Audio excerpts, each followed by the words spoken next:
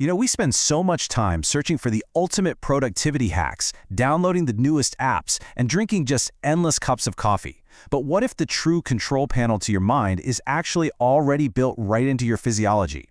In this explainer, we're diving deep into the hard science of how to literally rewire your brain. And to prove it's possible, we'll be looking at the incredible, highly unlikely journey of Stanford neuroscientist Dr. Andrew Huberman. Now, what's so fascinating about his story is that it completely shatters the myth that highly focused people are just, born that way. We tend to think that brilliant scientists or elite athletes arrive perfectly packaged right out of childhood. But Huberman's journey, it's the exact opposite. It shows us that radical transformation isn't about genetics or natural talent at all. It is purely about harnessing neuroplasticity. To get to the really practical tools you can use to change your own mind, we're going to follow a quick roadmap today. We'll start with From Feral to Scientist, then look at how the brain changes, the chemistry of effort, hacking the quit response, real-time rain controls, and finally, the power of rest. Okay, Section 1, From Feral to Scientist. Let's start by looking at Huberman's intense personal backstory. Picture this. It's the late 80s. His parents split up, and he drifts completely into the underground skateboard and punk rock scene. He was truant, he was getting into fights, and he was actually placed in a locked psychiatric hold for a time. Fast forward to July 4th, 1994. After a violent physical altercation, he hit a literal breaking point. He had this massive epiphany that he was rapidly heading toward becoming a ward of the state. His life was in actual danger. And because survival is the brain's ultimate, absolutely unignorable motivator, fear became his catalyst. Driven by pure survival instinct, he imposed this extreme structure on himself, isolating in a studio apartment, forcing himself into a chair with a timer just to study, and exercising relentlessly. To put that environment into perspective, in his peer group of unsupervised feral kids, the outcomes were brutally split. About a third went on to massive success, founding companies or going pro in sports. Another third kind of just drifted off into average lives. And a tragic third ended up either incarcerated or dead. Witnessing this absolute chaos gave him an intense first-hand education in how our basic human behaviors, addictions, and reward systems dictate our survival. Moving into Section 2, How the Brain Changes. We really need to understand the fundamental mechanics here. So when we're kids, our brains passively absorb information. They're literally like sponges. It just happens automatically.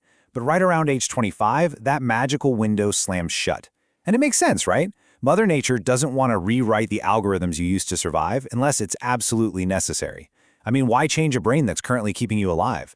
So to force your adult brain to change, whether you're trying to learn a new language, pick up a complex skill, or overcome deep trauma, you have to anchor your focus to a real pressing need. Triggering neuroplasticity as an adult strictly requires extreme concentration combined with a genuine sense of urgency. And to achieve that intense focus, your nervous system continuously runs this incredibly energy-intensive program. It analyzes three things: duration, path, and outcome. We call it the DPO framework. Whenever you sit down to do deep work, your brain is instantly demanding to know, how long am I doing this, what are the exact steps, and what is the final goal? Imagine you're driving in a terrible, blinding rainstorm. You're hyper-fixated on how long it'll take to get home, you're staring at the bumper of the car right in front of you, and you're just trying to survive the trip. That is your brain maxing out its DPO analysis. It takes a massive amount of metabolic energy, which is exactly why deep focus feels so incredibly exhausting at first. You're literally burning physical fuel to map out the future. That brings us to Section 3, The Chemistry of Effort. Let's see what's actually happening on a chemical level. We've all been heavily conditioned to think that high performance should feel smooth and effortless. That zen-like flow state. But in reality, when you start a hard task, your brain releases norepinephrine, which is essentially adrenaline, and that causes friction, stress, and agitation. Listen, this is so important. That agitation isn't a sign to quit. It's not a failure to find your flow. It's literally just your brain waking up. Now, if adrenaline wakes you up, what actually directs your focus? That's acetylcholine. It acts like a high-powered spotlight in a dark room, marking the exact synapses you're using right then and there so they can be upgraded later. You absolutely have to wade through that initial feeling of agitation to open the gate and let the focus take over. All right, Section 4, Hacking the Quit Response. Because once you push through that agitation, how do you keep going? Think about special operators, like Navy SEALs going through Bud's selection. Every single candidate there is insanely physically fit. But the ones who actually survive, they're the ones who can manage their neurochemistry under extreme stress. They don't think about the massive, overwhelming goal of graduating in 6 months. No way. They micro-slice their reality. They just aim for the very next meal, or even just the next lamppost on a run. And when they hit that tiny milestone, they internally reward themselves. Apply that to your own life. When you have a massive project at work, are you staring in despair at the 6-month finish line, or are you just focusing on writing the very next email? Here's where it gets absolutely fascinating. As you exert effort, noradrenaline builds up in your brainstem. Think of it as a biological quit counter. When it ticks up to a certain threshold, your cognitive control shuts down and you just quit. You give up. But there is a literal cheat code here, and it's dopamine. People think dopamine is just a cheap reward for finishing a huge goal, but it's actually a vital internal buffer.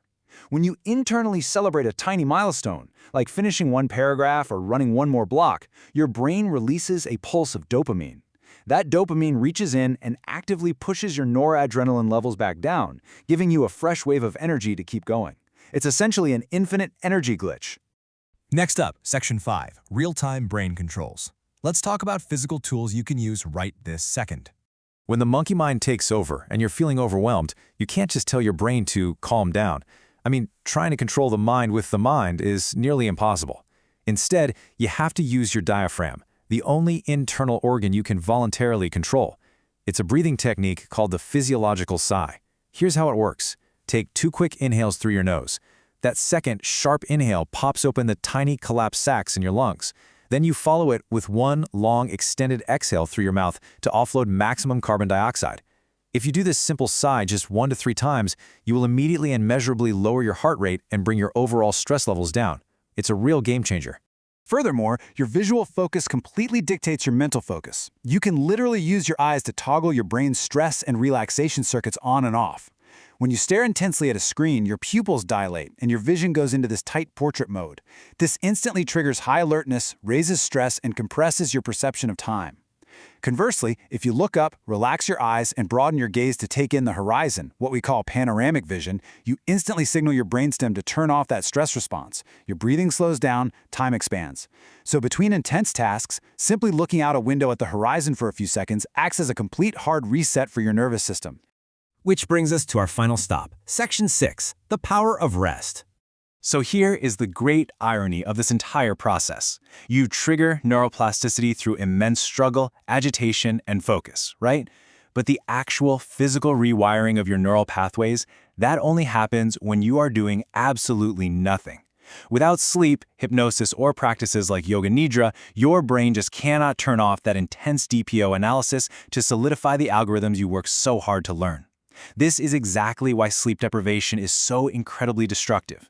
It quite literally robs your brain of the time it desperately needs to perform its software updates. But hey, you don't always have to be asleep to recover. Even when you're awake, simply walking, running, or cycling forward outdoors naturally moves objects past your peripheral vision. This creates what neuroscientists call optic flow. To track this flow, your eyes make these tiny, subconscious side-to-side movements, and the science shows that those lateral eye movements directly quiet the amygdala, which is the threat and fear center of your brain. Actually, scratch that, it doesn't just quiet it, this exact mechanism is the entire basis for EMDR therapy used to treat severe PTSD. Simply moving your body forward through space forces your brain to stand down from high alert, turning a basic walk into an active recovery session. David Goggins absolutely hits the nail on the head with this concept. He perfectly illustrates that you cannot change your mindset just by sitting around thinking about it. We spend so much of our lives waiting until we feel like doing something hard. But our physiological wiring is built completely backward. When you take action and move your body forward, especially right into friction and discomfort, your nervous system registers that physical behavior first. Then, and only then, does it adjust your mood, your thoughts, and your feelings to match what your body is already doing. Mood follows action, every single time. So that initial friction you feel when you start a tough task, it isn't a wall keeping you out. It's the actual doorway. Breathe, widen your gaze, and celebrate those micro milestones internally to hijack your own dopamine system. Your brain is incredibly malleable, and it is just waiting to be rewired. So, I'll leave you with this one final question. What small, digestible milestone will you tackle today to trigger your own neuroplasticity?